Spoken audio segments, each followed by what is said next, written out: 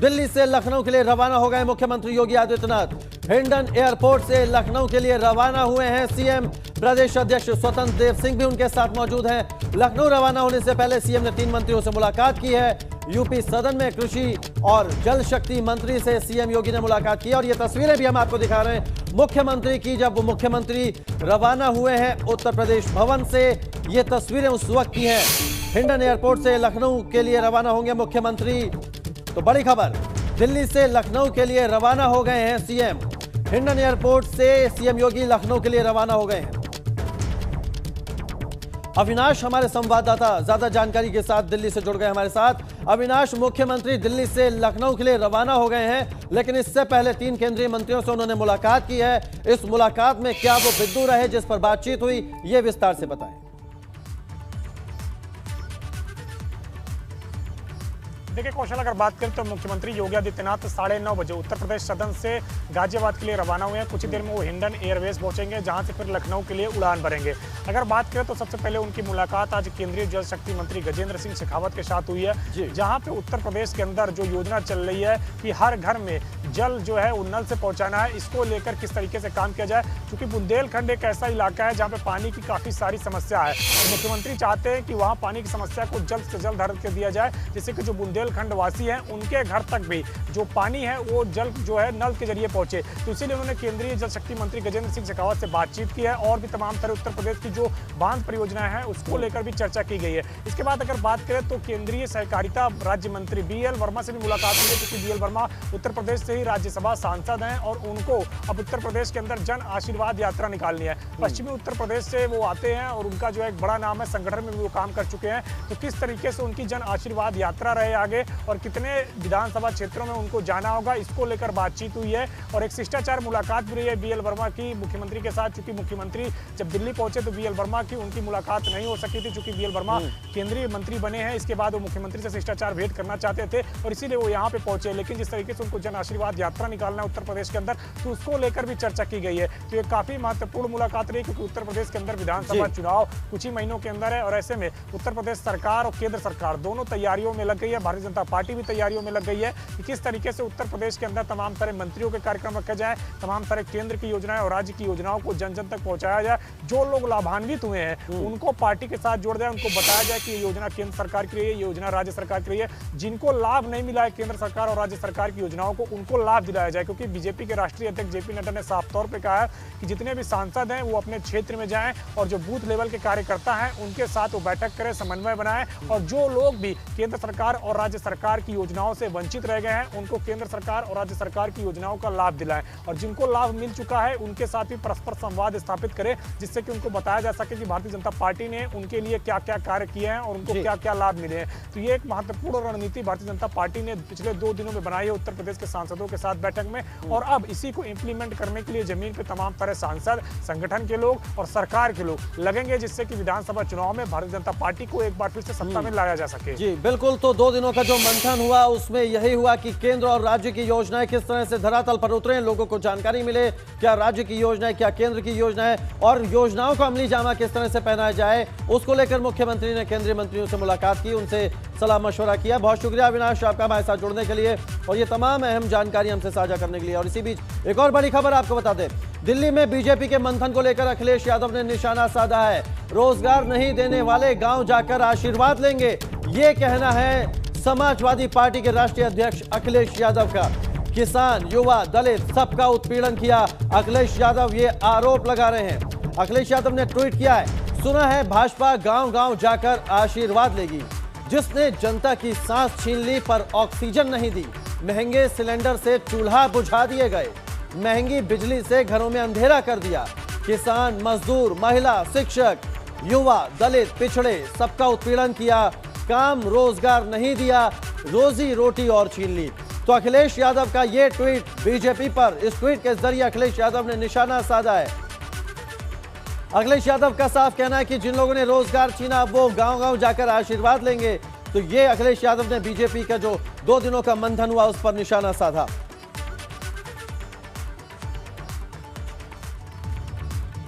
Doctor Ram Manohar Lohia सभागार संबोधन के दौरान अखिलेश यादव ने बीजेपी पर जमकर हमला बोला। इस दौरान अखिलेश यादव ने कहा कि यूपी देश की राजनीति की दिशा तय करती है। इस वजह से कार्यकर्ताओं की जिम्मेदारी और बढ़ जाती है। भाजपा के कारण संवैधानिक संस्थाओं को भी क्षति पहुंच रही है। उन्होंने कहा कि भाजपा की लोकतंत्र में जरा भी आस्था नहीं है और मौजूदा सरकार में लोकतंत्र खतरे में है। साथ ही अखिलेश ने कहा कि भाजपा अफवाहों के सहारे झूठ फैलाती है। भाजपा समाजवादी पार्टी को बदनाम करने की रणनीति बनाने में जुटी है, जिसका सोशल मीडिया पर कुप्रचार तंत्र चलता रहता है। अखिलेश यादव ने कहा कि 4.5 साल बाद भी भाजपा कोई उपलब्धि नहीं बता सकती। राज्य का विकास अवरुद्ध है, रुका हुआ है राज्य का विकास। तो अखिलेश यादव ने यह निशाना साधा है बीजेपी पर।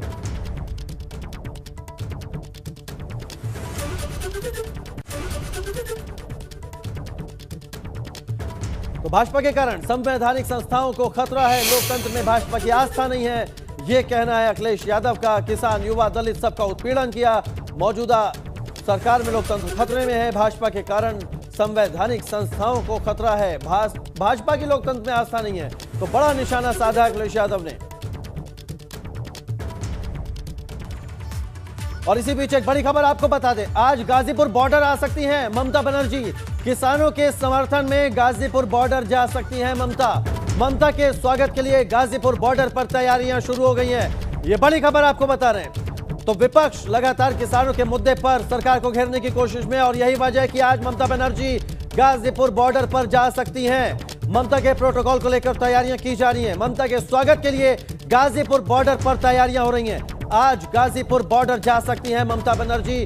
यह बड़ी खबर हम अपने दर्शकों को दे रहे हैं। गाजीपुर बॉर्डर पर कृषि कानूनों के खिलाफ किसानों का आंदोलन जारी है, और अब खबर यह आ रही है कि ममता बनर्जी आज गाजीपुर बॉर्डर जा सकती हैं। शक्ति हमारे संवाददाता गाजीपुर बॉर्डर से हमारे साथ जुड़ गए, सीधे रुख करते हैं शक्ति का। शक्ति, जिस तरह से भाजपा ने जो 2 दिन का मंथन हुआ उसमें सीधा सीधा आरोप लगाया कि विपक्ष किसानों के मुद्दे पर राजनीति कर रहा है, किसानों को बरगलाने की कोशिश है, एक साजिश है सरकार के खिलाफ, और आज ममता बनर्जी गाजीपुर बॉर्डर पहुंच सकती हैं। इसको किस तरह से देखा जाए और उनके दौरे को लेकर तैयारियां क्या हैं? ये देखिए, अगर बात ममता बनर्जी की जाए तो ममता बनर्जी की आने की अटकलें कल भी थी गाजीपुर बॉर्डर पर। कल भी गाजीपुर बॉर्डर पर जो गाजियाबाद के जो प्रशासनिक अधिकारी थे वो यहाँ गहमा गहमी का माहौल था। लगातार यहाँ पर टेंटों के अंदर किसानों के बीच पहुँच रहे थे। राकेश टिकैत हमारे साथ है। राकेश जी, ये बताइए कि ममता जी यहाँ आज आ सकती हैं, ऐसी अटकलें हैं, कोई आपसे बातचीत हुई किसी तरह को लेकर ममता जी के लिए, कोई तैयारी वगैरह? भाई तो प्रशासन नहीं बता सके, हमारे तो नॉलेज में नहीं जाता। कहा जा रहा है कि ममता बनर्जी आज जरूर पहुंचेंगी राकेश टिकैत के पास, क्योंकि राकेश टिकैत उनकी जीतने के बाद भी बंगाल गए थे, और राकेश टिकैत उनका चुनाव चल रहा था उससे पहले भी गए थे, और अब क्योंकि ममता बनर्जी इस समय दिल्ली में है। वहीं अगर सरकार की बात की जाए तो सरकार लगातार ये कह रही है कि जो विपक्ष है वो विपक्ष किसानों के मुद्दे पर, यानी कि सरकार को घेरना चाह रहा है, यानी किसानों के साथ मिला हुआ है, या किसानों के पीछे अपनी राजनीति कर रहा है, राजनीति रोटियां सेक रहा है। इसके बारे में आप क्या कहेंगे? विपक्ष कहाँ इकट्ठा हो रहा है? सारा इकट्ठा तो होया ही नहीं विपक्ष तो सारा इकट्ठा हो जाए तो कुछ न कुछ रहा भी बट्टे। ये तो अलग अलग इसी लगे हैं हमें भी सारे। राकेश जी, ये बताइए, अगर ममता बनर्जी यहाँ पर पहुँचती हैं तो ममता बनर्जी के यहाँ पर पहुँचने के बाद आप किस तरह से उनसे कहते हैं, किस तरह की तैयारियां हैं यहाँ पर, क्या वार्तालाप होगी, कुछ इस तरह के बारे में अगर कुछ आपने अपने मन में सोचा हो, विचार किए हों? अरे जब वो आऊँगा तो बता देंगे क्या होगा। अभी कंफर्म नहीं ना, उनका कंफर्म हो जाए किस टाइम है तो उसी हिसाब से कर ले। यहाँ तो लंगर भंडारे चल रहे भाई अपना। आप ये कह रहे हैं कि कंफर्म समय नहीं है अभी आपके पास, लेकिन आने की जो अटकलें हैं वो काफी सुना हमने प्रेस के माध्यम से भी, उससे भी। तो उनका बैठने का है अपना, आएंगे तो यही बैठने का उनको रहेगा, जहाँ घूमना चाहेंगे घूम लेंगे, किसानों से मिल लेंगे, किसानों से भी मिलेंगी। देखिए, ममता बनर्जी साफ साफ तौर पर राकेश टिकैत का ये कहना है कि ममता बनर्जी अगर यहाँ पर आती हैं तो किसानों से भी मिलेंगी, और जिस समय जहाँ पर हम बैठे हैं तो ममता बनर्जी यहीं पर आके बैठेंगी और राकेश टिकैत के साथ वार्तालाप होगी। अच्छा राकेश जी, ये बताइए कि ममता जी यहाँ पर आएंगी, किसानों के मुद्दे को लेकर क्या बातचीत होगी? अरे जब आएंगे तो आ तो जान दो, पहले कर लेंगे, बात तो होगी ना, किसानों के बारे में बातचीत होती है। बताया गया है कि 10 से 12 का आपके साथ राकेश टिकैत जुड़े हुए हैं। आप एक बार उनसे पूछिए कि ममता बनर्जी से, क्योंकि वो बंगाल भी जा चुके हैं, क्या ममता बनर्जी से इस बीच उनकी कोई बात हुई?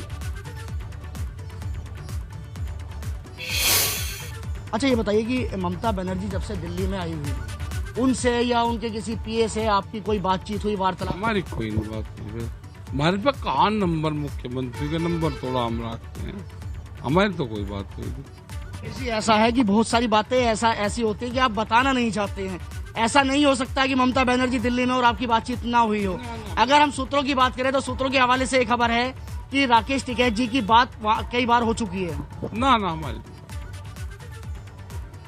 हमारे तो टेप पे लगा रखे फोन, सबको पता किस किस से हुई होगी। ऐसा क्यों लगता है कि आपके फोन टेपिंग पे लगा रखे? आप पता हमें, सरकारों को जाने है पहले से।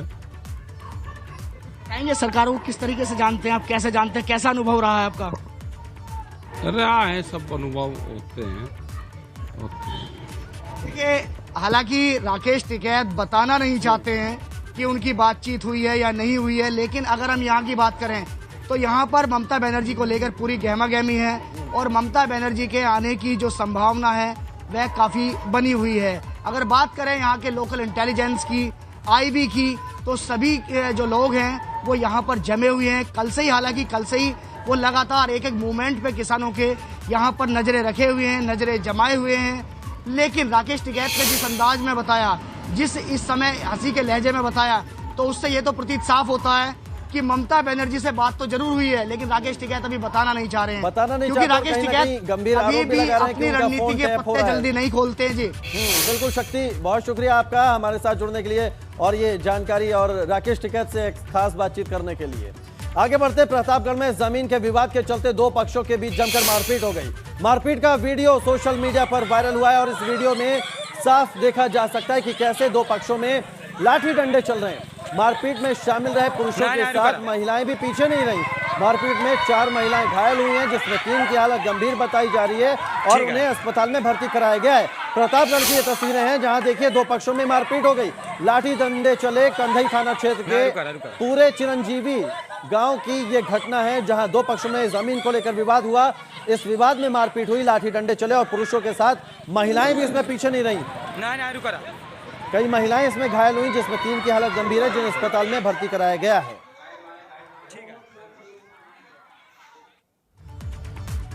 और एक बड़ी खबर आपको बता दें, विधानसभा चुनाव से पहले मांगे पूरी न होने पर आंदोलन की तैयारी है। यूपी राज्य कर्मचारी एसोसिएशन की बैठक में लंबित मांगों पर चर्चा हुई है और कर्मचारी एसोसिएशन में अलग संघों के पदाधिकारियों की ये बैठक हुई।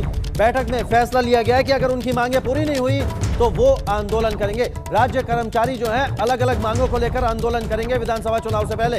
बैठक में भत्ते बहाल करने, खाली पदों पर भर्ती और पुरानी पेंशन बहाली जैसी मांगों पर चर्चा हुई है और बैठक में यह फैसला हुआ कि अगर उनकी मांगे पूरी नहीं हुई तो बड़ा आंदोलन किया जाएगा। बड़ी खबर आपको बता रहे हैं। हापुड़ में गढ़ से बीजेपी विधायक कमल सिंह का सच से सामना हुआ है। लोगों ने गंदे पानी में विधायक को घुमाया है। गांव वालों ने विधायक को हाथ पकड़कर गंदे पानी में घुमाया। गांव वालों का आरोप है कि विधायक ने उनके इलाके की सड़क नहीं बनवाई और बारिश की वजह से सड़क पर गंदा पानी भर रहा है, जलभराव हो रहा है। इसके बाद विधायक को जब इस गंदे पानी में लोगों ने हाथ पकड़कर घुमाया और अब ये वीडियो वायरल हो रहा है।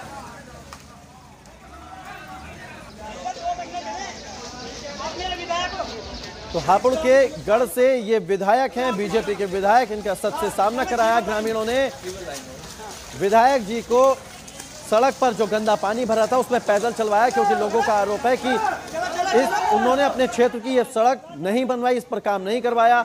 और जब बरसात होती है, इस तरह से सड़क पर पानी भरता है तो जो लोग हैं, स्थानीय लोग, उन्हें इसी तरह से इन्हीं मुश्किलों से इस सड़क से पार जाना पड़ता है। पानी में चल रहे हैं, क्या करें, बेचारों ने कार्यक्रम नहीं करवाया। और प्रयागराज से इस वक्त एक बड़ी खबर आ रही है, जहां अंतर जनपदीय तबादले की मांग को लेकर याचिका दाखिल की गई है। हाईकोर्ट ने सचिव बेसिक शिक्षा परिषद को निर्देश दिया है, अंतर जनपदीय तबादले के मामले में 1 महीने में फैसला लें। कोर्ट ने सचिव बेसिक शिक्षा परिषद को यह निर्देश दिया है, अंतर जनपदीय तबादला मामले में 1 महीने में फैसला लें। गोरखपुर के सहायक अध्यापक आशीष कुमार ने यह याचिका दाखिल की थी और इस पर हाईकोर्ट ने संज्ञान लिया है और निर्देश दिया है। याची ने अंतर जनपदीय तबादले के लिए आवेदन दिया था। मथुरा, हाथरस, आगरा और अलीगढ़ जिलों में तबादले की मांग की थी।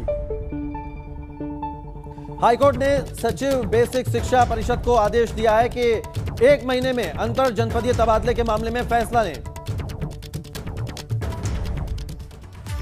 नोएडा से यह बड़ी खबर आ रही है, जहां पुलिस और बाइक सवार लुटेरों के बीच मुठभेड़ हुई है। पुलिस और बाइक सवारों के बीच मुठभेड़ हुई और ये तस्वीरें भी हम आपको दिखा रहे हैं। पुलिस अपनी टीम के साथ सेक्टर 39 स्थित स्टेलर ग्रीन पार्क के पास चेकिंग कर रही थी। इसी दौरान एक संदिग्ध बाइक सवार को रोका गया और बाइक सवार लुटेरों ने पुलिस पर ताबड़तोड़ फायरिंग कर दी, जिसमें एक लुटेरे के पैर में गोली लग गई, जबकि दूसरा साथी अंधेरे का फायदा उठाकर फरार हो गया।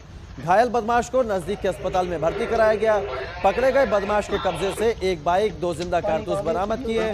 तो नोएडा में बाइक रोकने पर लुटेरों ने पुलिस पर फायरिंग की और पुलिस की जवाबी कार्रवाई में एक लुटेरे के पैर में गोली लग गई, वो घायल हो गया, जिसे पुलिस ने गिरफ्तार कर लिया, जबकि दूसरा साथी अंधेरे का फायदा उठाकर भाग निकला। एटा में अपात्र महिला को सफाई कर्मी बनाया गया, जिसकी जांच के आदेश दिए गए हैं। जनपद एटा के विकास खंड अलीगंज की ग्राम पंचायत के विकास अधिकारी राजेंद्र सिंह पर महिला सफाई कर्मी की नियुक्ति नियम विरुद्ध करने का आरोप लगाया गया है। शिकायतकर्ता ने बताया कि महिला के पति के पास 2 ट्रैक्टर और 50 से 55 बीघा जमीन है और काफी पैसे वाली वो महिला है, लेकिन नियम के विरुद्ध उसकी नियुक्ति की गई। खंड विकास अधिकारी ने इसके जांच के आदेश दिए हैं। अपात्र महिला को सफाई कर्मी बना दिया गया। आगरा में भारी बारिश से लगातार गंगा और चंबल नदी का जलस्तर बढ़ रहा है, जिसके बाद प्रशासन ने नदी किनारे बसे सभी लोगों को अलर्ट कर दिया है, जिसके साथ ही ग्राम प्रधान को भी पहले से सूचित कर दिया गया है कि गांव में लोगों को अलर्ट कर दिया जाए ताकि किसी नुकसान से बचा जा सके।